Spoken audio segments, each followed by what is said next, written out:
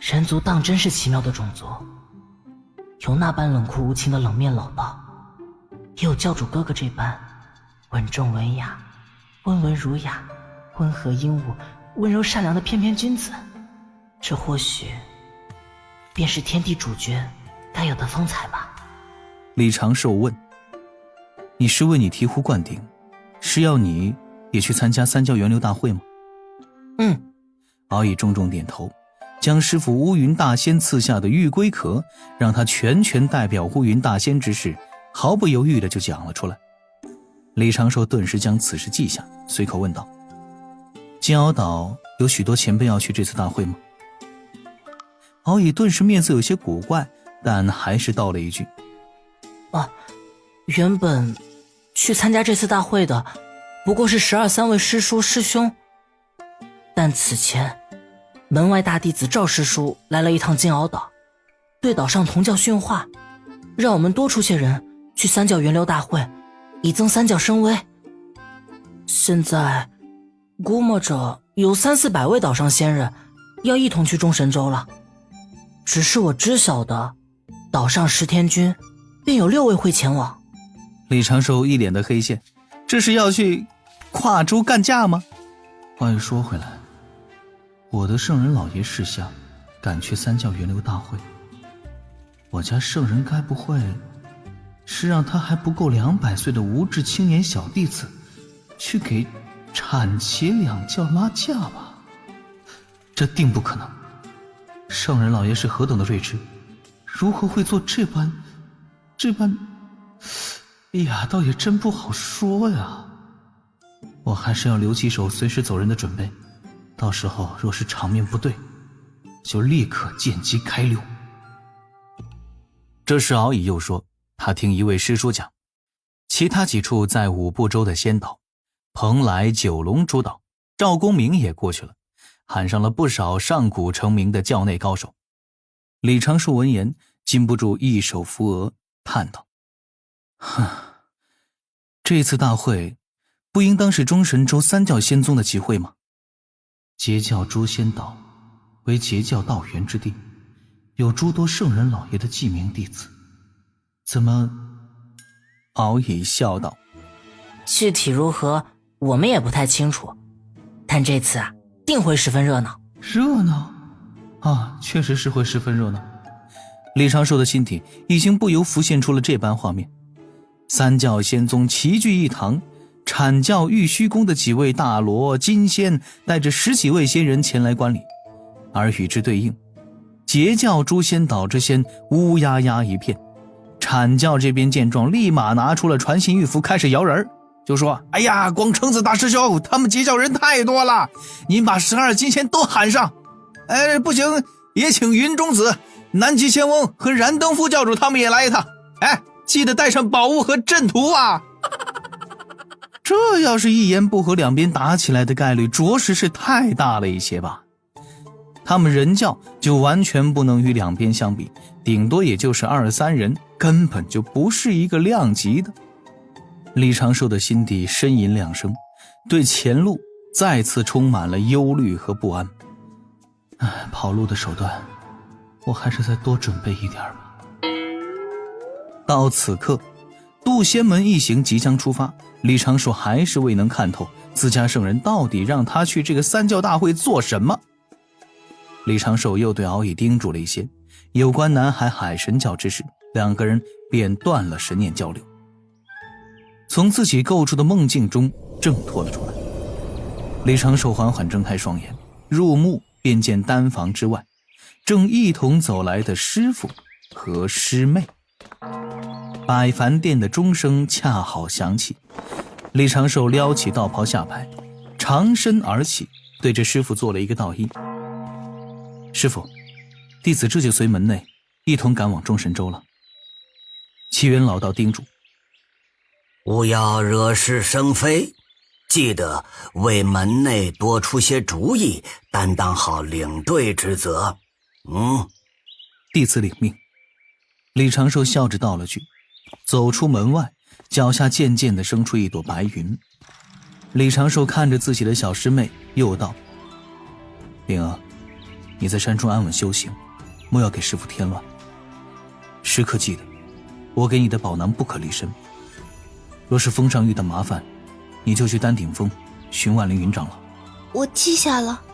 灵娥抿嘴点头，柔声道：师兄，你多保重，等你回来。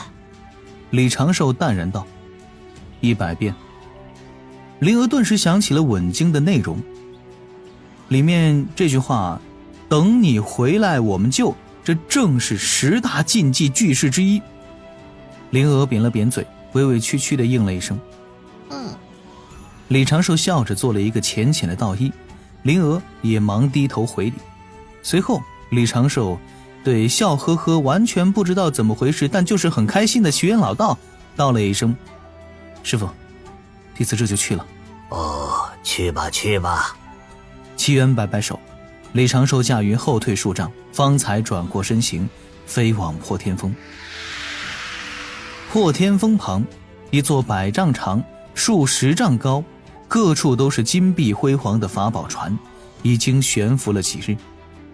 这宝船下方是扁平状的石板，其上刻画着几座阵法，其内更是有诸多禁制。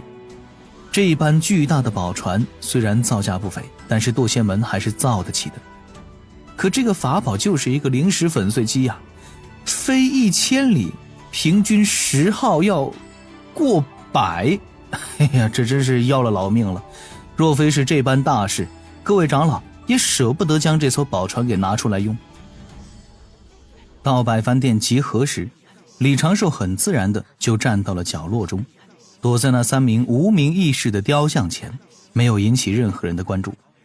半个时辰后，掌门季无忧与2位太上长老以及忘情上人等12位天仙境长老，率36位真仙境门内执事，带领48名弟子一同登上宝船。而后护山大阵的光幕缓缓落下，这艘宝船被数层光壁包裹，往西面天空飞去。别说，速度倒是不慢。待宝船飞走，护山大阵再次闭合，留守门内的金仙麒麟长老与几位太上长老也各自显露出自身的气息。在掌门等人回来前，他们都会处于戒备状态，不会继续闭关。宝船上有不少的房间，但都是给掌门长老们留的。宝船飞出渡仙门之后，掌门无忧道人就边笑边咳道了句：不必太拘束，随心随意，方才符合咱们人教之法。言罢，这位掌门就去了宝船顶层的豪华套间，将一群弟子门人晾在了宝船甲板。李长寿熟络地与各位3分熟的同门打着招呼，将几块侧杆石挂在了宝船上的一些不起眼的角落，并在后甲板找了一个僻静之处，安静地打坐闭目。看似是在勤勉的修行，实际上已经开始用仙识监察各处。顺便，李长寿再次检查了一遍那8只已经就位的新型指导人。人字2只新型指导人无恙，原人字6只指导人作为储备战斗力量无恙，地字新型指导人无恙。前后花费了半个时辰，李长寿总算是检查完了各处安置的指导人，随后又分了大部分心神落在安水城海神庙下的指导人身上。这具天仙级指导人出现在主神庙的后院，去了几位神使把守的僻静阁楼中。他自然没有在这儿金屋藏娇了，若是藏娇的话，那也应该是本体过来嘛。说正事。李长寿通过自己总结的规律，估摸着东木公很快就要再次现身了。先把此事做好铺垫，免得后面手忙脚乱的。李长寿拿出一张精致的法宝布帛，在右上角提笔写下一个篆体的奏字，而后另起一竖行，在下方写南海小神长庚，再起一竖行，于上方写玉帝陛下见金。这3行写完，便切入正题。陛下旨意尚未颁下，小神本不应以奏书上谏，祈请恕罪。然小神近日辗转反侧，心不能安，有一事须尽快禀明陛下，故行此逾越之举。近日四海多有不平，海族叛乱四起，四龙宫焦头烂额，海中生灵死伤甚重。小神偶然得知此事之后，又有旁人算计，欲迫龙族入西周。小神心底顿生不安。龙族若入西周，道门之外将有大事而起，天庭崛起指日无算，四海三界之重地矣。海中生灵无际，龙族海族水军强盛，不容小觑。龙族远古之大族矣，虽有天地罪孽，一蹶不振，却气数未尽，族内高手众多。若龙族能入天庭效命，归顺于陛下之威仪，遵陛下之令，守天庭之规，则四海尽归于天庭，此一例。陛下若以功德为禄，使龙族遵陛下之令，掌行云布雨之事，管南赡部洲江河湖海，可于南赡部洲扬天庭之威，显天庭之德，增天庭之基，此二例。3000世界亦属于3000之列，当归陛下之掌。龙族于3000世界中有水军兵马各处驻扎，若得龙族，便可于3000世界建功一成，此三例。小神见识浅薄，只得见此三例。李长寿突然停笔，这一具白发苍苍的指导人闭上双眼，大半的心神回归本体。宝船上有人来寻他了，来的还不只是一人，走在最前面的正是有秦玄雅，他身后还有王琦与刘燕儿两个人。李长寿起身相迎，有秦师妹，可是有什么要事？有秦玄雅注视着李长寿，正是无事，玄雅不知该去何处，便来寻师兄了。李长寿含笑点头，心底并未过多吐槽，无他，毒抗日渐增多。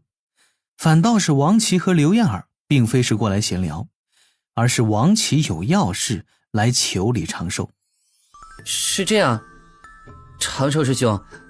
王琦抬手蹭了蹭鼻子，略微有些不好意思，低声道：我一位师伯有一位朋友，也是咱们门中之人，想求一颗师兄炼制的丹药。李长寿对王琦眨眨眼，王琦满目真诚，加了一句：自然不会让长寿师兄白白炼制。这个李长寿刚要回话，心中突然有了感应，那位东木公出现在了熟悉的小庙中。来得倒也巧啊。李长寿只得一心二用，一半心神关心三界大事，指导人迅速地将上奏的奏折给收尾，一半心神则是关照同门师弟的婚后小烦恼。对王琦微微一笑，拿出了2坛毒龙酒。师弟，不如你先试试你那位师伯的那位朋友先试试此药酒。如果你师伯的这位朋友修为不高，每次不要喝太多，小酌1杯便可以见成效。还有，最好回去之后再用。齐齐师弟沉吟2声，将毒龙酒接了过来，有些心虚的道了一句谢。